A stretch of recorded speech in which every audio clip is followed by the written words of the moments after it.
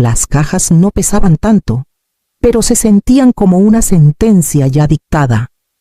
2 tapas de cartón se combaban bajo el peso de fotos familiares. El uniforme de Esteban, las cartas que mi madre guardaba con su letra cuidadosa, las subí por los escalones de la casa en la calle Jardín.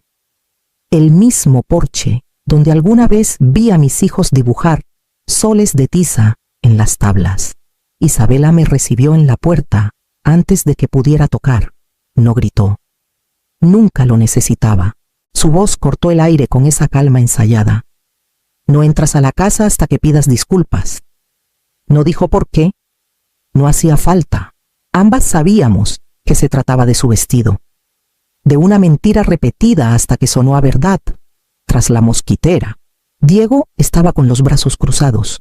Sus ojos se fijaron en las tablas del suelo, siguiendo las vetas como si fueran más urgentes que mi rostro. Esperé a que carraspeara, que me invitara a pasar, que dijera algo para aclarar el malentendido. No dijo nada. Le dije que traía las cajas que pidió, las del ático. No se movió. Los brazos de Isabela se cruzaron más fuerte, como una barricada. Sentí un nudo en la garganta, pero aún así me agaché y empujé la caja más cercana con la punta del zapato. Retrocedí. Las levanté una por una y las llevé al coche. Me dolían las rodillas, pero mantuve la espalda recta. 42 años viviendo en esas habitaciones, y ahora estaba fuera como una intrusa. Dejé las cajas en la cajuela. Las cerré con cuidado y me senté al volante. Los hortensias azulaban contra la cerca. El regalo de Esteban de hace décadas. Giré la llave, y cuando el motor arrancó, una certeza me golpeó al caer la noche. Esta casa ya no sería suya para impedirme entrar. Todo empezó en la carne asada de hace 2 semanas, cuando el humo del nuevo asador de Diego flotaba por el patio y los vecinos se reunían con platos desechables. Isabela lució un vestido de seda clara. No algo que usarías cerca de una flama o niños con botellas de catsup. Aún así, a mitad de la noche, se puso a sacudir la tela, girando hacia los demás con un gesto ensayado. Se lo rasgó, dijo, señalándome con la cabeza. Justo antes de la cena, las charlas se apagaron. Sentí todas las miradas. Recordé haber tropezado con el banco de cedro que Diego instaló días antes, con bordes aún ásperos. Lo mencioné. Ofrecí pagar la compostura, pero Isabela desechó mi oferta con una sonrisa que no era tal. No pasa nada, dijo. Y luego repitió la historia a quien quisiera escuchar. Para cuando llegó el postre, su vestido arruinado era el tema de la noche. Así funcionaba ella, nada escandaloso, nunca grosero, solo pequeños ajustes hasta que todos aceptaban su versión como verdad. Mi silla, en su sala, desapareció meses atrás, reemplazada por algo de un catálogo. Cuando pregunté, Isabela dijo que no combinaba con el nuevo diseño. En las cenas, cuando hablaba, su voz se colaba sobre la mía, terminando frases que yo no había acabado. El vestido rasgado fue la excusa que necesitaba. Una mentira pulida hasta volverse verdad pública. Ahora era la condición para mi regreso, la prueba de que yo era el problema. La razón por la que Diego mantenía la mirada en el suelo. Regresé del porche con ese recuerdo resonando más fuerte que su silencio, y supe que debía reunir los papeles que aún llevaban mi nombre. La casa estaba en silencio cuando regresé. Un silencio que cargaba memorias, no paz. Dejé las cajas en la mesa de la cocina, la misma que Esteban lijó a mano cuando nos mudamos. A las 4:10 de la tarde, la luz atravesó la ventana del poniente, cortando la superficie en su línea de siempre. Like me, había medido tantas veces que ya no necesitaba reloj. Levanté la tapa de la primera caja. El cuaderno de cuero de Esteban estaba arriba, donde anotaba listas de pendientes con letra apretada.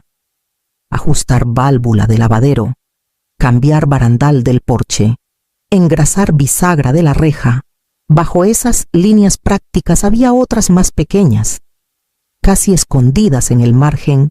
Planear fin de semana de aniversario. Llamar a florista. Su letra parecía tan viva como el día que la escribió. Luego vinieron fotos de Diego y Clara de bebés, rizos pegados a la frente tras el baño, caritas llenas de betún en cumpleaños que aún puedo saborear. Me detuve en cada una, trazando sus bordes. En otro sobre estaban los recibos de impuestos de la Municipalidad de San Marcos, todos sellados como pagado con mi nombre debajo. Los extendí como si fueran naipes. Al fondo de la caja, la escritura copropiedad, firmada tras el funeral de Esteban. Cuando Diego insistió que sería más fácil, no discutí entonces. Estaba demasiado agotada, demasiado rota. Pero dentro del archivo estaba la cláusula que Esteban quiso incluir: derecho de uso vitalicio para Mariana Sol Resolve. Mi derecho a vivir, a ocupar, a decidir. Llamé al banco y pedí hablar con Javier Cho. Paciente, metódico. Explicó el lenguaje. Tu parte es tuya, señora Sol Resolved. Esa cláusula te da el control. Si decides vender, puedes hacerlo. Su voz era firme, sin sorpresa. Me dio el nombre de un abogado en la calle Hidalgo Marcos Bello, especialista en transferencias de propiedades. Colgué y me quedé quieta. El dolor por la ausencia de Esteban me golpeó, repentino como el día que dejó la mesa a media sopa y nunca volvió. Pero con el dolor llegó claridad. La escritura no era una cadena, era una llave, y si decidía girarla, nadie podría volver a cerrarme esa puerta. A la mañana siguiente, reuní los documentos y caminé al centro hasta la oficina de Marcos. La oficina de Marcos Bello miraba hacia la calle Hidalgo, con persianas a medio bajar contra el sol de finales de verano. Leyó la escritura con el cuidado de quien ha visto demasiadas familias deshacerse por propiedades. Sus lentes resbalaban por su nariz mientras trazaba la cláusula de Esteban con un dedo. Tu hijo puede discutir el precio, dijo, con tono sereno. Puede cuestionar si la evaluación es justa, pero la venta en sí, eso tú lo autorizas. Esta cláusula lo asegura. Las palabras cayeron como un veredicto. Puse el sobre grueso de recibos en su escritorio, cada uno con mi nombre y firma a lo largo de 4 décadas de impuestos. Los revisó despacio, asintió una vez y los ordenó. Tú has sostenido esta casa, añadió en voz baja. Los registros lo dejan claro. Llevé los papeles a casa y los extendí en la mesa del comedor. La cocina aún olía levemente a pay de arándanos de la noche anterior, pero el dulzor ya no suavizaba el amargor.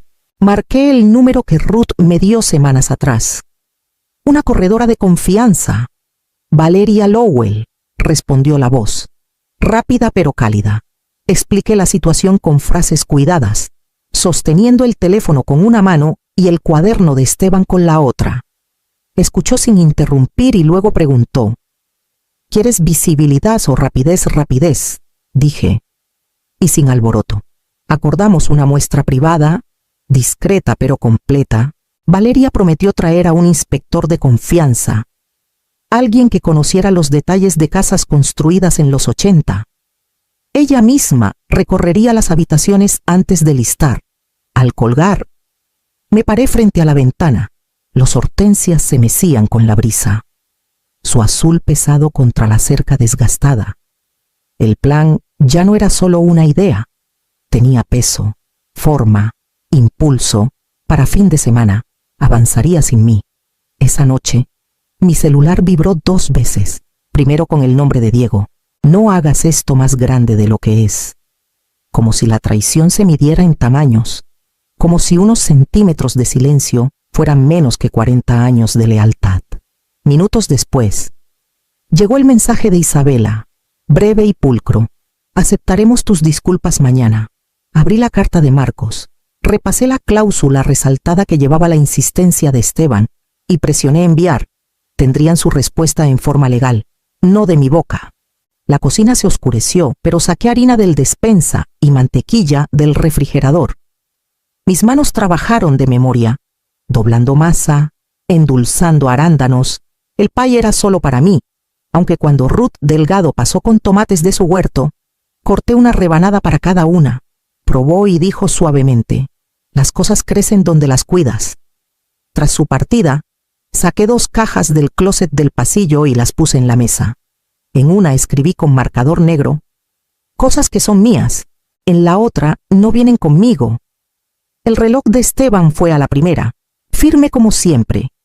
Un delantal de broma de Isabela fue a la segunda sin dudarlo. Cuando el horno se enfrió, las líneas estaban trazadas. Mañana llegarían extraños a la casa. Pero esta noche, el orden ya había comenzado. Valeria llegó justo después del desayuno, puntual y directa, con un hombre que presentó como Gabriel Rentería. Llevaba un portapapeles y recorrió la casa con una atención casi reverente. Golpeó los zócalos, revisó enchufes, se asomó al ático con una linterna. Huesos fuertes, dijo, anotando. El tejado está sólido, un poco de sellador arriba, nada grave. Quien compre esta casa tendrá algo que vale la pena conservar. Lo seguí de cuarto en cuarto, más testigo que anfitriona, escuchando las observaciones de Gabriel mientras Valeria asentía. Al salir, ella se detuvo bajo los hortensias, su color aún vibrante contra la cerca gastada. Creo que ya tengo a los compradores perfectos, dijo. César y Nora Duarte, originarios de Querétaro, recién regresados de Tijuana. Perdieron a su único hijo hace 2 años y buscan un lugar con raíces, no algo montado para vender. Quieren una casa con historia. Algo en su tono me dijo que creía que este era su lugar. Asentí, sin confiar en mi voz, por la tarde, mientras ordenaba otro cajón de papeles. El nombre de Marcos apareció en mi correo. El asunto decía documento adicional. Abrí el archivo y reconocí la letra de Esteban al instante. Era un acuerdo adicional redactado durante los cambios originales de la escritura. Una cláusula que olvidé que siquiera discutimos. Me otorgaba autoridad unilateral para vender en caso de dificultades o si la copropiedad se volvía insostenible. Las palabras eran claras, pero el impacto fue profundo. La capacidad de Diego para obstruir quedó cortada de raíz años atrás, aunque ninguno lo recordábamos hasta ahora. Esteban había pensado en todo, protegiéndome de maneras que no reconocí entonces. Leí la carta 2 veces, con la garganta apretada, no por pena, sino por algo más firme alivio. Imprimí el documento y lo puse encima del archivo creciente, la evidencia de una vida medida en firmas y recibos. Por primera vez desde el ultimátum en el porche, sentí el suelo nivelarse bajo mis pies. Esteban me había dejado una última salvaguarda, y era suficiente. Al día siguiente, Valeria traería a los Duarte para una muestra privada. Valeria llegó justo antes del mediodía con los Duarte detrás. Nora entró primero a la cocina, pasando la mano por las puertas del despensa, deteniéndose en los pomos disparejos que Esteban compró en un mercado de pulgas. Tienen carácter, murmuró, sonriéndome como si le hubiera hecho un favor al dejarlos ahí. César avanzó más despacio, atraído por las ventanas traseras. Al salir, se quedó bajo los hortensias, tocando las flores con cuidado, como si fueran reliquias frágiles. Recorrieron las habitaciones sin prisa, sin tratar la casa como un objeto para medir y reemplazar. En la sala, Nora preguntó dónde estaba el sillón. Podía sentir un hueco en el espacio. Le conté de las horas que pasé leyendo ahí, de Esteban durmiéndose con crucigramas en las rodillas. Escuchó cómo lo haría una hija, no una extraña. Cuando terminó el recorrido, Valeria nos llevó de vuelta a la cocina, puso su portapapeles en la mesa y habló con una calma que no dejaba dudas. Están listos para hacer una oferta al precio completo, dijo, en efectivo, sin contingencias, con cierre rápido. Quieren cerrar antes de fin de mes. No necesitaba pensarlo. Los documentos ya estaban apilados a mi lado, con la carta adicional de Esteban encima. La aparté para hacer espacio al contrato. Nora me miró con gratitud silenciosa, como si mi decisión le ofreciera no solo una casa, sino un nuevo comienzo. Firmé cada página con cuidado, mi pluma firme, mi nombre seguro. Cuando terminé, la casa ya no era mía, en espera era suya en promesa. 1 hora después, mientras Valeria se iba con los papeles, mi celular se iluminó con el nombre de Diego. ¿Qué estás haciendo para esto? Tenemos que hablar. Los mensajes llegaban en ráfagas. cada uno más desesperado. Puse el teléfono boca abajo. El mensaje de Isabela llegó después. Frases largas y cortantes, como un memorando corporativo. Esto desestabiliza la estructura familiar. Estás creando confusión innecesaria para Lila. No podemos respaldar un comportamiento tan imprudente. Lo leí una vez. Luego reenvié ambos mensajes y los documentos firmados a Marcos con una nota breve. Proceda como está planeado. La luz de la tarde se extendió por el suelo, delgada y dorada. Como cuando llevé cajas a esta casa por primera vez, me paré junto a la ventana y vi las sombras alargarse en el patio donde Esteban construyó una casa en el árbol para Diego. Las ramas estaban desnudas ahora, las tablas desaparecidas, pero la forma de lo que fue seguía ahí. Al atardecer, la casa ya iba camino a nuevas manos, y por primera vez en años sentí que el aire dentro se aligeraba, haciendo espacio para lo que vendría después. Ya casi oscurecía cuando vi su sombra en el porche. Diego tocó una vez, suave, como cuando llegaba tarde de adolescente y no quería que Esteban lo oyera. Abrí la puerta antes de que tocara otra vez. Se veía más pequeño en el marco, con los hombros encorvados, la corbata floja, los ojos buscando más allá de mí, como si no estuviera seguro de ser bienvenido. ¿Podemos hablar?, preguntó. Me hice a un lado. Se sentó en la mesa de la cocina, en la silla que siempre fue de Esteban, y cruzó las manos como esperando un regaño. Mamá, no tiene que ser así, empezó. La venta nos hace quedar mal a todos. Solo dame tiempo, que la gente olvide el incidente. Luego arreglamos algo. Lo vi luchar con la palabra disculpa, pero nunca la dijo. En cambio, se inclinó hacia adelante, bajando la voz. Tal vez mamá no. Su frase quedó colgando, la defensa que esperé años escuchar, pero igual de rápido, retrocedió. De todos modos, las apariencias importan. Por Lila, por todos. Me levanté, fui al cajón y saqué la carpeta que preparé. Puse cada hoja en la mesa, recibos de impuestos de décadas, facturas de reparaciones a mi nombre, estados de cuenta con cada pago de hipoteca desde que Esteban murió. Encima, puse el recibo de la boutique por el vestido de Isabela, fechado el día antes de la carne asada, con una nota escrita costura reparada, sin cargo. Diego lo miró y desvió la vista, con la mandíbula tensa. La verdad estaba entre nosotros, innegable, pero se negó a tocarla. Tú sabías que ella lo tergiversó, dije con calma. Y la dejaste. Te paraste en ese porche y dejaste que me expulsara de mi propia casa. Su rostro se endureció. Es complicado. No lo es, respondí. No me disculparé por mantener esta casa viva. No me disculparé por pagar las cuentas, por preservar lo que tu padre y yo construimos. Ni con ella, ni contigo. Empujó la silla hacia atrás.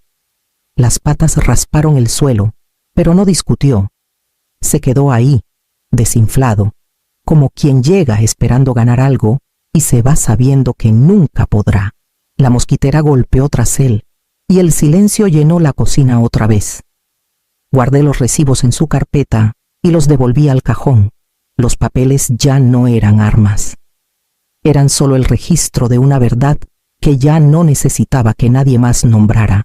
A la mañana siguiente, desperté antes del amanecer con una firmeza que me sorprendió y comencé a prepararme para mi reunión en el banco. En el banco, Javier me recibió con la misma cortesía tranquila que mostró al explicarme la escritura. Nos sentamos en una oficina de paredes de cristal mientras extendía los papeles y juntos estructuramos el fideicomiso. Cada cláusula fue deliberada, fondos protegidos, interés a largo plazo, sin firmas requeridas más que la de Lila cuando llegara el momento. Firmé con mano firme. La pluma no tembló. Ese fin de semana, Lila llegó desde Valle de Bravo con una bolsa de panecillos calientes que compró en el camino. Parecía mayor de 19 en ese momento, con el cabello recogido, los ojos cautelosos pero amables. Nos sentamos en la mesa de la cocina, la que pronto sería de alguien más, y deslicé una pequeña llave por la superficie. La tomó, confundida. ¿Qué es esto, la caja de seguridad? Dije. Todo lo que necesitarás algún día está dentro. No ahora, aún no. Pero cuando sea tuyo, no tendrás que pedirle permiso a nadie. Sus labios se entreabrieron, su voz titubeante. ¿Hiciste todo esto por mí? Sostuve su mirada. Lo hice por mí, dije, y te incluí porque nunca me hiciste sentir pequeña. Tomó mi mano entonces, apretándola con una seriedad que me dijo que entendía más de lo que quería admitir. Al día siguiente, Marcos me reenvió una copia del último intento de Isabela, un correo que envió al jefe de Diego, insinuando inestabilidad familiar. La respuesta de Marcos fue precisa y cortante. Cesen cualquier intento de interferir con una transacción válida, o enfrenten consecuencias. Después de eso, mi bandeja quedó en silencio. Cerré la laptop, aliviada por la calma. Lo que importaba ya estaba asegurado. No en paredes ni escrituras, sino en la línea de confianza que ahora pasaba por las manos de mi nieta. La casita en la costa esperaba. La llamada llegó a media mañana, el depósito se registró. La transferencia se confirmó. La venta estaba completa. Cerré el teléfono. Me quedé junto a la ventana un largo rato y luego tomé mi bolsa. La casa en la calle Jardín ya no era mía. La carretera a Puerto Vallarta me llevó al oeste por campos ondulados. Tierras girando hacia el otoño. El aire espeso con olor a pasto cortado. Al subir por la Sierra Madre, la niebla se arremolinó entre los pinos y para cuando descendí hacia la costa, el puente de la bahía de Banderas emergió de la bruma como un recuerdo que resurge. La casita que renté estaba a unas calles del puerto. Al abrir la puerta, el aroma a cedro y sal me recibió primero, limpio y sin reclamar. Dejé mi bolsa y dejé que el silencio se asentara. Esa noche, saqué papel y escribí 2 cartas. La primera era para Diego, aunque nunca planeé enviarla. No hiciste una cosa imperdonable. Hiciste 100 cosas olvidables, y ya no las cargaré más. La segunda la sellé y la dirigí a Lila. No nos definen las habitaciones en las que nos encogemos, sino las que nos negamos a aceptar. Recuérdalo cuando llegue el día en que debas elegir tu propia puerta. Más tarde, en un cuaderno sencillo, escribí 3 líneas, firmes y finales. No soy una carga. No soy un plan B. No lo siento. Dejé la pluma. Abrí la ventana y dejé que el aire del océano llenara la habitación. La marea subía, trayendo el sonido de las olas contra las rocas, paciente y seguro, llevándome hacia lo que esperaba más allá de este nuevo umbral.